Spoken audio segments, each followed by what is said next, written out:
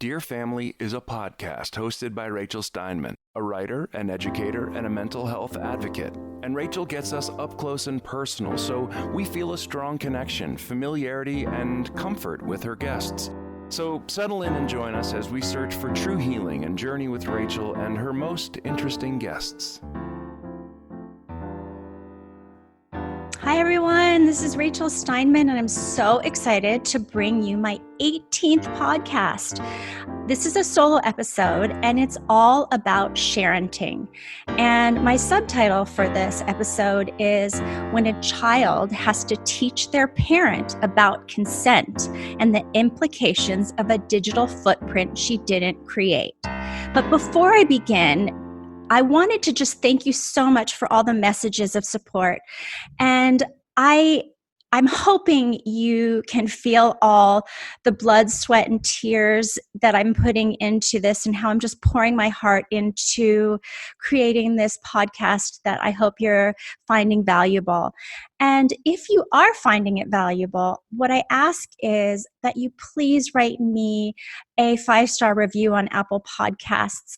It actually really goes very far with moving me up the charts and getting noticed. And I wish I didn't have to ask, but unfortunately I do. So thanks anyways in advance. And for those of you that are watching me on YouTube, you'll notice that behind me are shelves of photo albums, old-fashioned photo albums that I made for my daughters and that were made for my husband and myself when we were young. So let's talk about this episode's sharenting. So sharenting or oversharenting is a noun, and it's when parents overshare photos and other data of their children on social media. And sharenting is the overuse of social media by parents who share content based on their children, such as baby pictures or details of their children's activities. And it's related to the concept of TMI, or too much information. And pediatricians are starting to consider how sharenting affects childhood well-being and family life. So you all know that I have a podcast called Dear Family because you're listening to it right now. And it's all about complicated and wonderful families and parenting and finding mental wellness. So I am so grateful for my beautiful family, specifically for my 2 stunning, talented, and very bright teenage daughters who I am immensely proud of.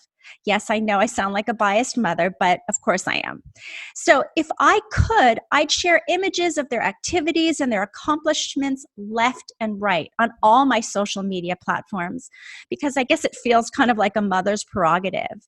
And if you were able to look at my private Facebook and Instagram accounts, you would see that is exactly what I used to do, but not anymore.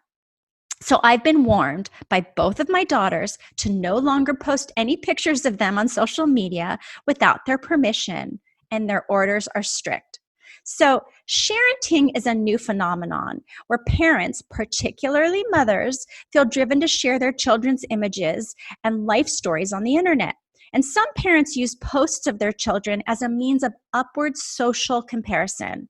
So where they want other people to envy them.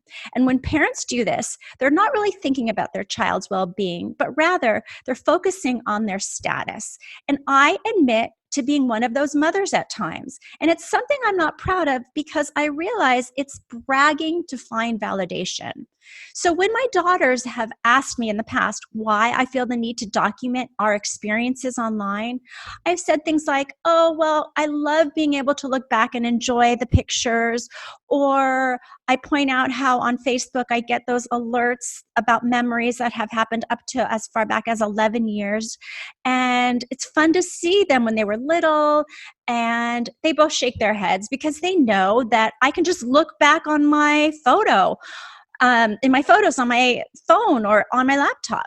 So what I have to remember is that my daughters, and what you have to remember is that your kids, they're the first generation to inherit a social media presence that they never asked for, and it comes with privacy concerns. So in 2002, when my daughter Amber was first born, Facebook and smartphones that took photos, they weren't in existence. So I made good old-fashioned photo albums, which my daughters love looking through. And it was really fun, right? So what I would do is I would transfer her baby photos from a digital camera onto my desktop computer.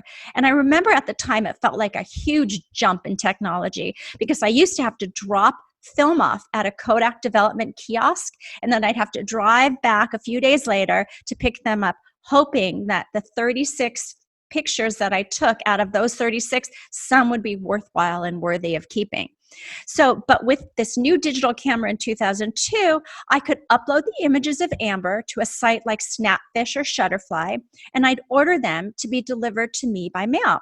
And because I was a proud new mommy and I wanted my close friends and family to witness my daughter's adorable cuteness, I would send it to them so that they could see, this kind of digital album. And I loved getting the emails back and hearing feedback. And I loved also being able to ask my parents, so Amber's grandparents, what pictures do you want me to make a copy of? So in 2008, when my daughters turned 6 and 3 years old, that's when Facebook was introduced into my life. And I stopped making physical photo albums, and I started making digital ones that were stored in the cloud. And I was far from alone because, as you know and continue to see, our social media feeds are jam-packed with cute and quirky and sometimes embarrassing photos and videos of children that are posted by their parents and are likely posted without their permission. So pediatricians and researchers are now asking if sharenting is a problem for our children as our digital footprints spread wider and they last forever. So screenshots and internet archive sites, they can continue the life of any social post long after an account has been deleted. So this means fleeting childhood moments, some which are potentially embarrassing or harmful, become a permanent record.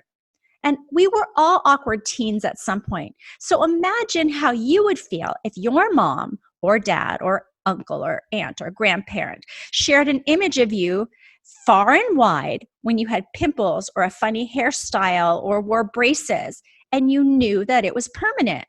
Now, here's the irony. So whereas baby boomers and Gen Xers, they believe that and I'm a Gen Xer, we believe our privacy is paramount, right?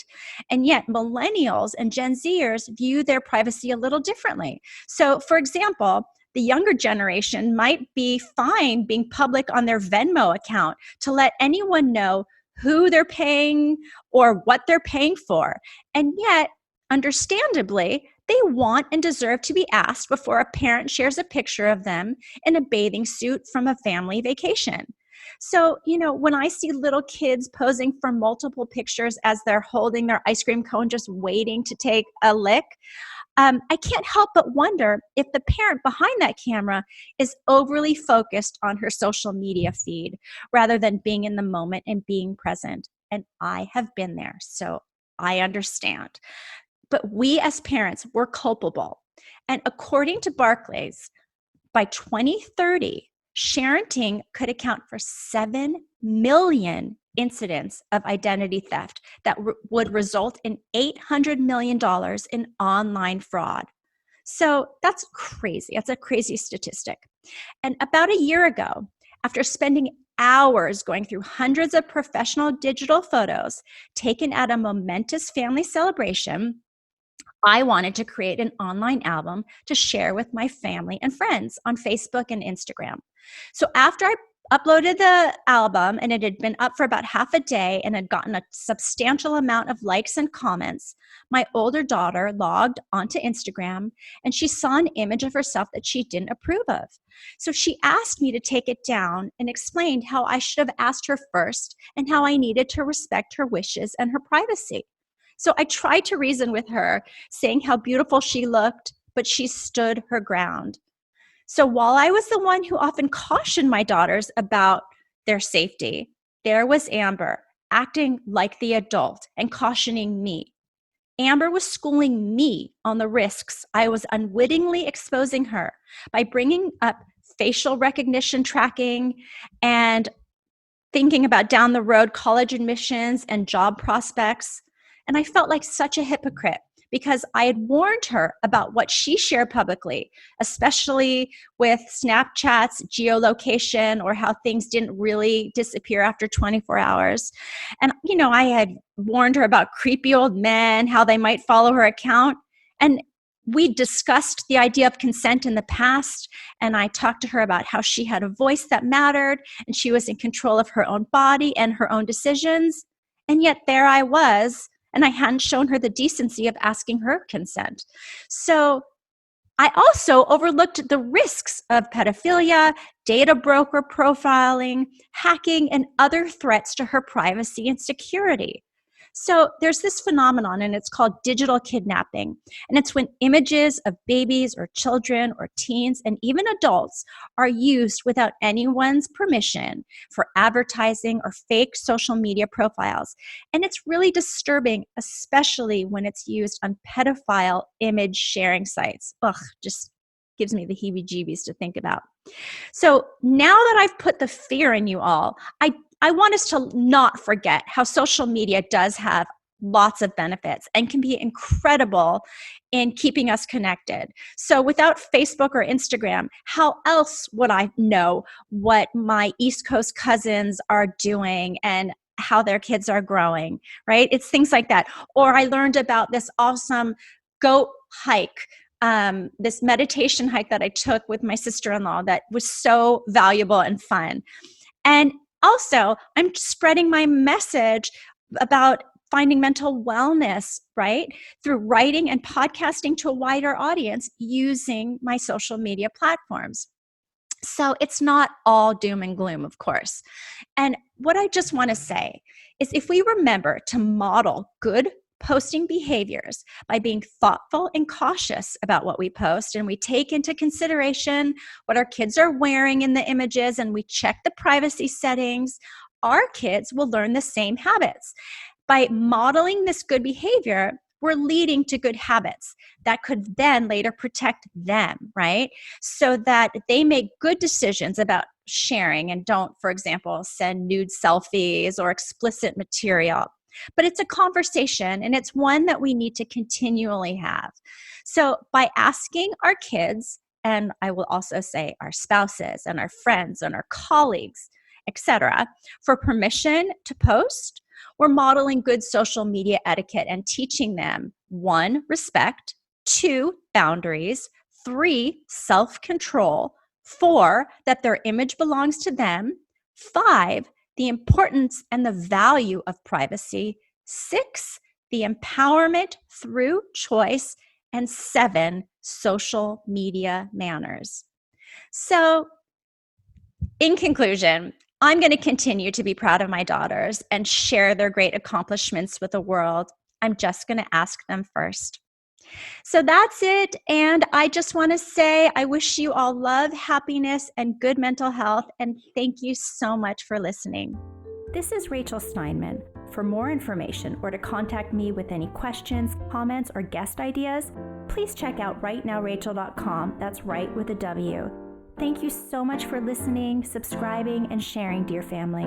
And if you found value in what you've just heard, I would love and so appreciate a great review on Apple Podcasts, Stitcher, or wherever you listen to your podcasts. Until next time, I wish you love, happiness, and good mental health.